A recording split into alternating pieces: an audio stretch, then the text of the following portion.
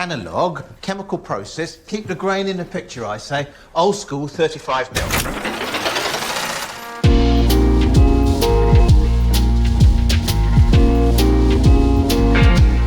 Look, what am I doing? This.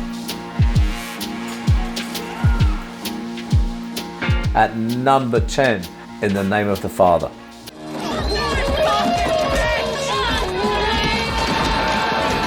I didn't come to this country, to London in the East End, until I was 9, of course. So I grew up. There'd be the riots, you know, I see terrible things over there, but it's so authentic, it was just like this. And you'd run through, you'd have all these little back alleys as well where I lived. The case is hereby dismissed. It's a wonderful film, it has all the characters. What I like about this film is its humanness and how it sheds a light on the darker parts of corruption that are always usually papered over, masked over, swept to the side. At number 9, Kingsman. Manners maketh. Of course, he's not going out the door. He's going to lock the door. I think they're going to bully him now, but of course, they're out of their depth with this guy. I'd appreciate it enormously if you could just leave us in peace. This is one of the most iconic scenes, action scenes in the whole film. You know, there's so much paradoxes here, you know, because he throws them completely by how well spoken he is. My experience, these guys are the most dangerous, anyone will tell you. The ones who are shading the odds and all that, they're not the ones to worry about. At number 8, Lock, Stock and Two Smoking Barrels. Some bad news for you, John. What the fuck? Mind your language in front of the boy. Jesus Christ! That includes blasphemy as well. Another great device that really moves this narrative from Guy Ritchie, very clever filmmaking, is he gets the balance of the black humour against how these characters really are, and he scripts it lovely. The dialogue is fast moving, punchy, and moves the story right along.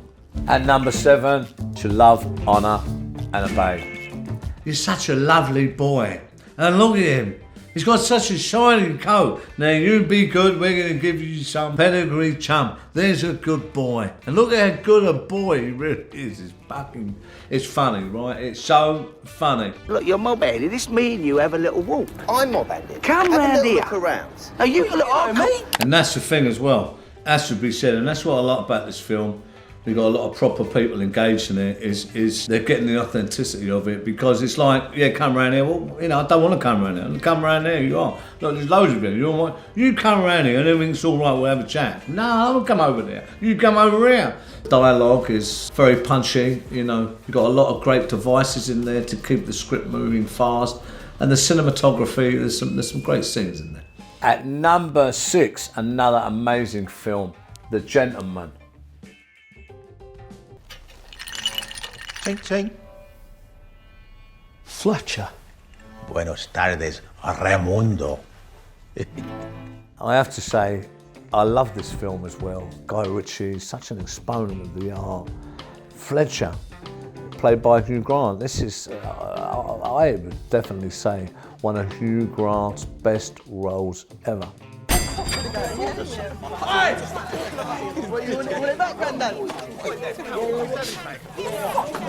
Boss, let me get 2 burgers on the store. Get that quick. And this bit is great with the coach, Colin Farrell. Hilarious. Where's the smell of wee in here? The fuck is this joke, man? Don't stand near me, son. Now, if you're gonna stab trigger. Don't, you know, dance. Don't dance about. Your load's gonna go, if you're gonna do it, do it. Don't do it, do it. The 4 skins! The red Four. skins! Fuck! You! Jeez, that's disappointing. No, not that. Disappointed. Now. The 4 skins. Come on, baby.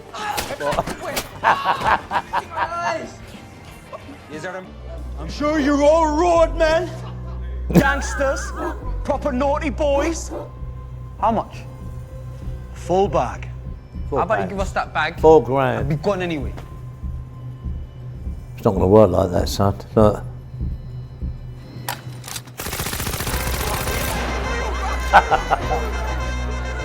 Watching it again, refreshing my memory on it, and it's certainly going to be up there on the list of all-time Guy Ritchie classics. Number 5, Legend. I come here for a fucking shootout, right? A proper shootout with some proper men. This is a great scene.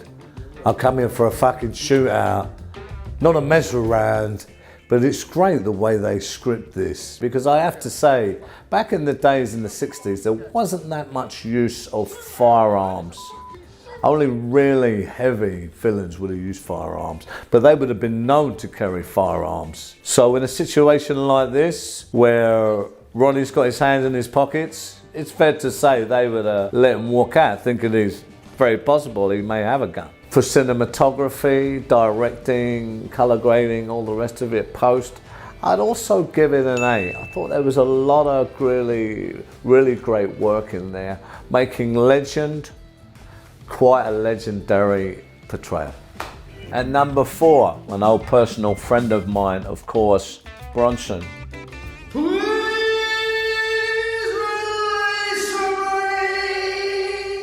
This is typical Charlie as well. Remember, you know, I've heard him even say this, and used to say this. So a lot of detail here, and a good portrayal. Would you like a cup of tea too, mate? Well, I love the way Tom Hardy played him. He obviously went to see Charlie, I know that. He's done a lot of research, because he really pulls Charlie off just the way he is. Would you like a cup of tea, mate? You know, and all this typical Charlie. He's done a masterful job, but there are other parts of this film I think they could have done a lot better. The main thing about Charlie, he was an unbelievable storyteller. There was a guy, he said, Steve, you know, he's like the old strongman in the circus. He said, Steve, I went in there and this lunatic, he said, they're all lunatics in there. He come up, he said, yeah, I know who you are. Look at your arms. He said, go on, give us the biggest one you've got right there on the chin. He said, I looked at him, Steve, I thought this guy's mad. He said, no. He said, go on, give us your best shot. He said, until one day I was in the toilet, it drove me fucking mad. Tell you what, so he went back. He said, this geezer went down, and it was like he was on drugs, ecstasy. He went, fucking hell, that was great. He said, I've never seen anything like it in my born days. Anyway, then they come in after all the white coats. They said, Charlie, we know he likes a good hiding. You're out of order. Number 3, Sexy Beast. How was the flight done? Was all right. How's your brother done? Malky, he's all right, I suppose. He's Malky, and he don't know. You'd have to ask him. Do you want to have a look round? Yeah, I will in a minute when I have a piss. I know a bloke who knows a bloke. Who knows a bloke. Don Logan plays an excellent part. You know, I actually know someone who I grew up with, is very similar to him. In the way he talks and what he does, his clip sentences, absolutely everything. Think I'm stupid? Do you think I'm some sort of fucking some fucking twat? Do you think I'm gonna have that? Do you really think I'm gonna have that? I've actually seen and been a part of certain similar scenarios, not just like this, but it's very authentic. Thinks he's been mugged off and all that, well, of course he ain't, but he's just on one. Sexy Beast comes closer to the mark than most, and it's authentic portrayal. Number 2, Layer Cake. When I was born, the world was a far simpler place. It was all just cops and robbers. One thing I love about Layer Cake, Matthew Vaughn's first film, was it's so authentic to many of the characters in this life of the day. What do I think of Matthew Vaughn's Layer Cake? I think it's an iconic film. One of my favourites because of the character description, very authentic. Some of the scenes, they really go into the nuances of that life and how that translates, about the treachery, about the dynamic, about the violence, about the commercial aspects and the immense amounts of money and how that drives organised crime in this film. Love the cinematography, love the scripting. And at number 1, I've got to say, this is an all-time gangster classic. At number 1 is Guy Ritchie's Snatch. You've lost Gorgeous George. Well, where'd you lose him? He ain't a set of fucking car keys, is he? Brick Chop is an iconic character in this. I knew people very, very similar to Brick Chop, but he's done a really great job here, Guy Ritchie, of injecting that, you know, that tongue-in-cheek kind of humour into this, which is a very dark, violent script, but it's a very hard thing to do. Why the fuck do I want a caravan? It's got no fucking wheels. You're going to settle this in a fight. My dead body, go on, go on. And I have to say with Brad Pitt, what a masterful actor. How he pulls this off is just so much skill, you know, in the delivery, and he's got it down to a T. But with that hint of humour in it, fantastic part he plays in this, so I have to say.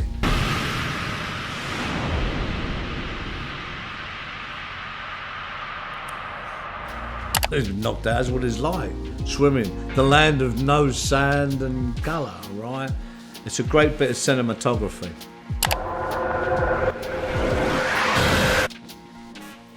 Now, we are fucked.